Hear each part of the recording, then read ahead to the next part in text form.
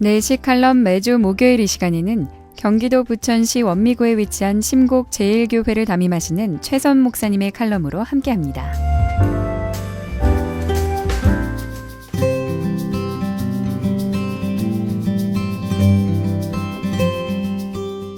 대한민국 웃음치료의 대표주자 이강재 박사 책에 마음 웃기라는 글이 있습니다. 마음 웃기의 핵심은 자존감이며 꿈과 비전이 바로 웃음입니다. 웃음의 뿌리는 감사이고 용서이며 진정한 웃음은 칭찬입니다.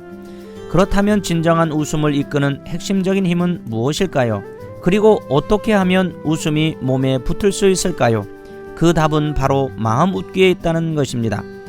잠언 17장 22절 마음의 즐거움은 양약이라도 심령의 근심은 뼈로 마르게 하느니라. 2050년 전 히포크라테스는 건강하다는 것을 몸과 마음의 균형으로 보았습니다. 그래서 그는 마음에 영향을 미치는 것은 무엇이든 몸에 영향을 미치며 또한 몸도 마음에 지대한 영향을 미친다고 했습니다. 그래서 그는 몸이 아프면 마음까지 함께 치료해야 한다고 주장했고, 웃음이야말로 몸과 마음을 함께 치료하는 최고의 치료 수단이라고 했습니다. 한마디로 마음까지 함께 웃어야 한다는 뜻입니다.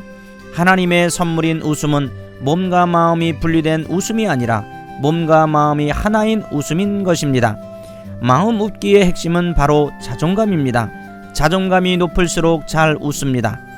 자기 자신을 좋아할 수 있는 것은 바로 자존감의 발로이며 웃음의 시발점입니다. 자존감은 마음에서 웃음이 우러나게 해줍니다. 나는 내가 좋아 라는 말을 지속적으로 하다 보면 자신이 왜 좋은지를 스스로 찾게 될 뿐만 아니라 정말로 자신이 좋아지게 됩니다. 잠재의식은 반복하여 되뇌는 말에 의해 프로그래밍 되기 때문입니다. 비전이 바로 웃음입니다. 영국의 유명한 방송인 테리 웨거는 항상 이렇게 말합니다. 저는 평생 일해본 적이 없습니다. 그저 너무나도 즐겁고 재미있는 방송을 40년 가까이 해왔을 뿐입니다. 꿈과 비전이 바로 저의 웃음입니다. 어떻게 하면 재미있게 일할 수 있느냐는 질문에 대한 최고의 대답입니다. 비전은 웃음의 핵심이며 우리를 움직이는 힘입니다.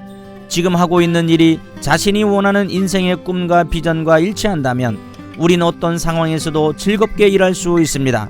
즐거운 일이 바로 비전이며 꿈과 비전이 있는 사람에게 웃음은 기본입니다. 감사는 웃음의 뿌리입니다. 감사의 양은 행복의 양과 비례합니다. 감사의 말은 자연스럽게 웃음을 머금게 하며 행복하게 만듭니다.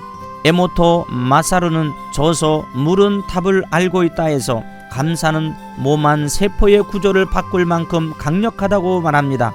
또한 감사는 내적인 치유에 강력한 수단입니다. 암 환자를 주로 진료하는 한의사 최원철 박사는 환자를 치료할 때 감사하세요, 그냥 감사하세요, 무조건 감사하세요 라고 말합니다. 감사 앞에는 자책감, 원망, 미움, 스트레스, 불행한 각오도 모두 완벽하게 무릎을 꿇습니다. 즉 웃음은 감사를 만들고 감사는 웃음을 만듭니다.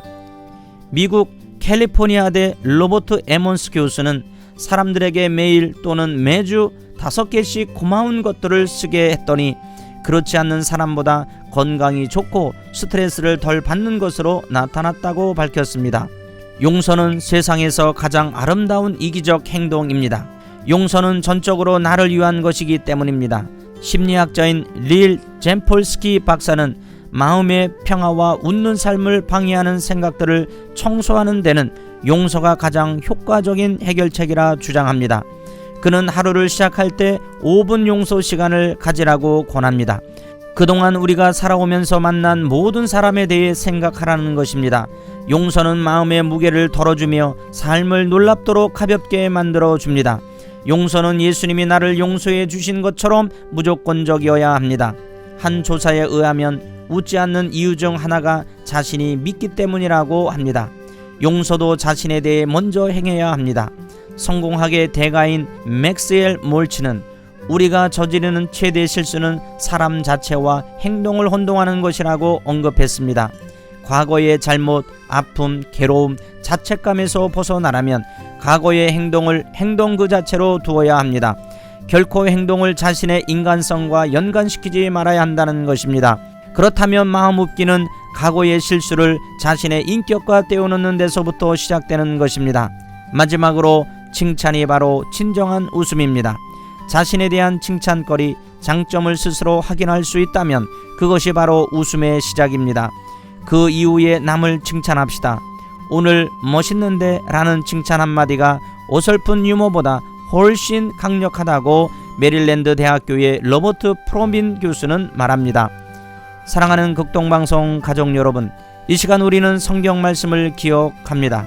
잠언 15장 13절, 마음의 즐거움은 얼굴을 빛나게 하여도 마음의 근심은 심령을 상하게 하느니라는 진리의 말씀을 마음에 새기며 주님 안에서 마음 웃기로 행복한 한 주간이 되시기를 소망합니다.